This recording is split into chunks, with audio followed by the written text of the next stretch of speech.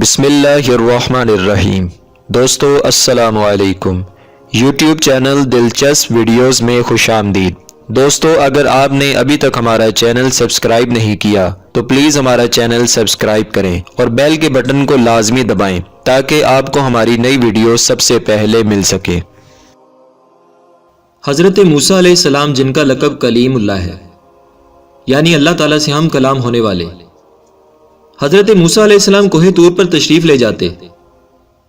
وہاں اللہ تعالیٰ سے بغیر کسی فرشتے کے فضیلت سے ڈائریکٹ ہم کلام ہوتے۔ ایک مرتبہ اللہ تعالیٰ کی بارگاہ میں عرض کرنے لگے، اے مالک و مولا، جب میں تیرے ساتھ گفتگو کرتا ہوں تو بڑا سرور آتا ہے۔ اگر گفتگو کرنے میں اتنا مزہ ہے تو دیدار کرنے میں کتنا مزہ ہوگا۔ پھر عرض کرنے لگے، اے مالک و مولا، مجھے اپنا دیدار کرا دے۔ اللہ تعالیٰ نے ارشاد فرمایا، لن ترانی، اے موسیٰ تو میرا دیدار نہیں کر سکتا۔ عرض کرنے لگے کہ اے مالک و مولا، مجھے اپنا دیدار ضرور کروا۔ رب تعالیٰ نے ارشاد فرمایا کہ اے موسیٰ، میں اپنے نور کی ایک تجلی کوہ طور پر ڈالتا ہوں، تو اس پہاڑ کو دیکھنا، اگر یہ اپنی جگہ برقرار رہا تو مجھے دیکھ لینا۔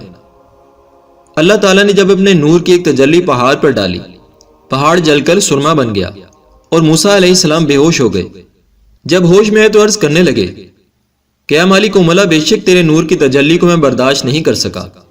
اللہ تعالیٰ نے ارشاد فرمایا، اے موسیٰ، میں تجھے اپنے پیارے حبیب علیہ السلام کے امتی کی شان بتاتا ہوں کہ جب میرے محبوب علیہ السلام کا امتی نماز ادا کرے گا تو جیسی ایک تجلی کوہ طور پر ڈالی، ایسی 70,000 تجلیاں اپنے محبوب علیہ السلام کی امتی پر اس وقت ڈالوں گا جب وہ نماز ادا کر رہا ہوگا۔